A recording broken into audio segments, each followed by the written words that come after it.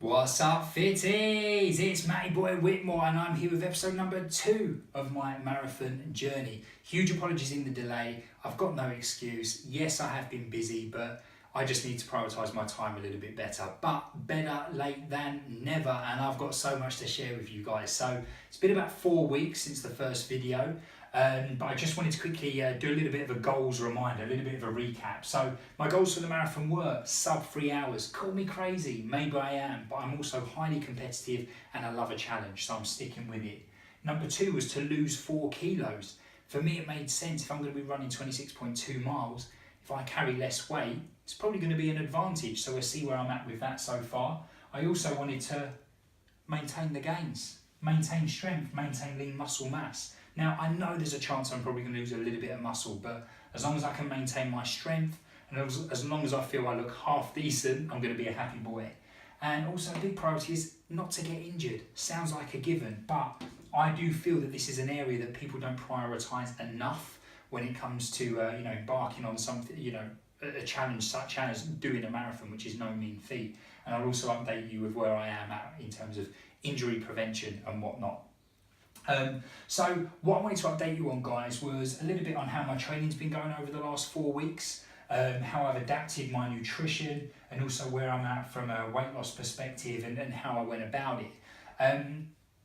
So it's been about 4 weeks since I started this journey. I left myself about a 16-week period up until the marathon, which I feel is a decent chunk of time. Now, it's important to understand that I've mentioned this in the first video, I'm not a seasoned runner, I don't necessarily enjoy running per se, but I do enjoy a challenge and I am very competitive, as I said. So therefore, I was ready for this. I was like, yeah, bring it on. So it was quite a tough thing for me because I've never structured a training plan of this nature before, for myself. I've helped other people, but more so from a kind of like a weight training perspective because they had like running coaches, etc., etc. So this was all very new to me, but that excited me a little bit, okay, because I love learning new things. And I'm really pleased with how things have gone over the last 4 weeks to a degree, and you'll see why in a second. So in these first 4 weeks, the good thing is that I knew nothing drastic necessarily was going to have to happen because it was early stages and I'm simply finding my feet a little bit, trying to just get into a bit of a routine with things a little bit more. And routine is really, really important. So the first thing for me was to simply just build my miles up. Nothing crazy, it's the first month, I don't need to be doing these 15, 16, 18, 19 milers. So I knew I didn't have to worry about too much then. So I've just simply been building the miles up. I'm up at about 11 miles at the minute.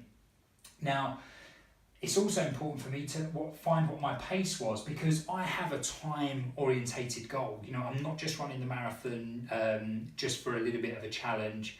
I want to do it in a particular time because that's just what, makes me tick. That's what motivates me. That's what inspires me. And of course, with that sub 3 hour goal in mind, I needed to work out what my pace was, which is essentially, a sub 7 minute mile for the duration of the race, around that kind of 6:55 minute mile mark. Now, the good news is I've had a little play around with that. I've done an 11-mile run at that pace. And yeah, it was tough, but truth be told, I felt good. I felt like I had more in the tank. I felt like I could have gone a little bit longer. And I also didn't feel too sore the next day, which surprised me because it was quite a pace, it was quite a distance, longest distance I've done for a long time, but it's just kind of highlights the things that I've been doing from a restorative perspective in my nutrition and recovery have been paying off. So good news there, guys, which again just kind of like reinforces my confidence in this time.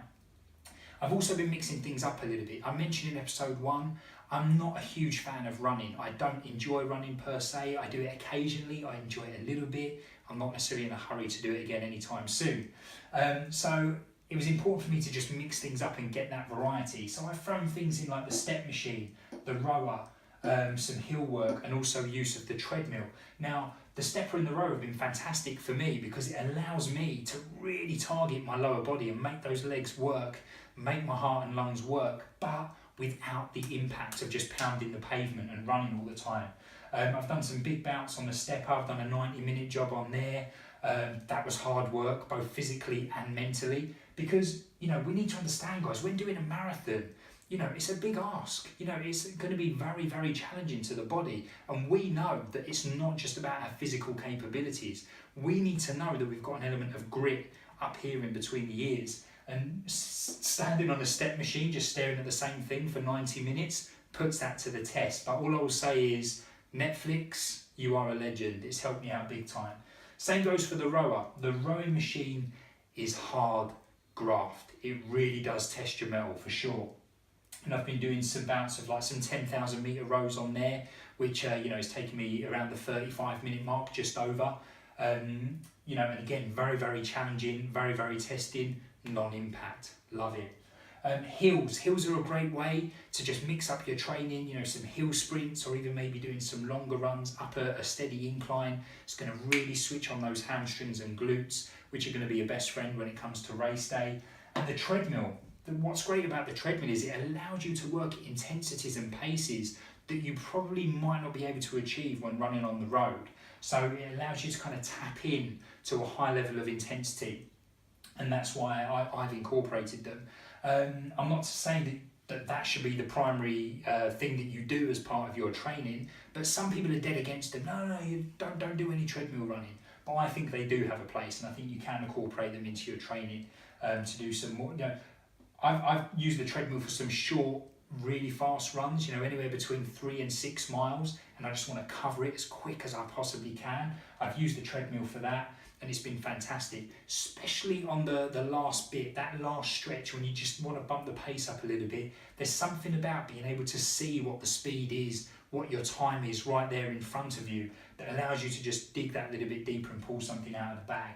So yeah, mixing it up a little bit there, but just for my own sanity, getting that element of variety, you know, has been pretty wonderful is the word. Also using this early stages to identify weaknesses, because the sooner you can identify these guys, the better. Now, a big weakness that was obvious to me from, you know, a very, very early stage was a severe lack of endurance in my calf muscles. Now, that was incredibly frustrating, because when I was starting to bump the distance up around the 6, 7, 8 miles, I found that my calves were screaming, and my quads, hammies would be fine, heart and lungs would be fine. So it was really frustrating when I would have to stop to like stretch out the calves a little bit, get some movement at my ankles a little bit more before going again, because it was disruptive. You know, it was messing with my flow, messing with my times, etc., etc. So I knew I needed to improve my endurance of my calves. So it was like calf raise galore as part of my workouts there, super high rep, you know, 20, 30, sometimes 50 repetitions, really, really making them work. I had severe calf DOMs on a few occasions, which was horrendous, but we're all good now. We're all good now, and it's paid off. But it wasn't just a case of a lack of endurance. There was also a severe lack of mobility and flexibility at the ankle and the calf muscles. So I really prioritised improving the movement of my feet, ankles, calves, etc., etc. And I'm going to be sharing some videos with you guys on what I've done exactly, and it's had huge benefit. I'm really, really pleased. But the benefit here was that I identified it early on before it could have potentially caused some damage. Because if you imagine you're holding lots of tension in your calves, your ankles, you know, when you start building those miles up, you know, they're going to take a pounding, and it's potentially going to have a negative knock-on effect up the body to the knees, the hips, the back, etc. And, you know, potentially cause like a long-term injury and prevent you from even doing the race, which we don't want. So identify those weaknesses early on, guys. Now, before I go on to my nutrition and how I've adapted that, let's look at weight loss. I'm dying to tell you. So it's been 3 to 4 weeks since my first weigh-in. 98.5 kilos is what I was. I wonder how much I weigh now.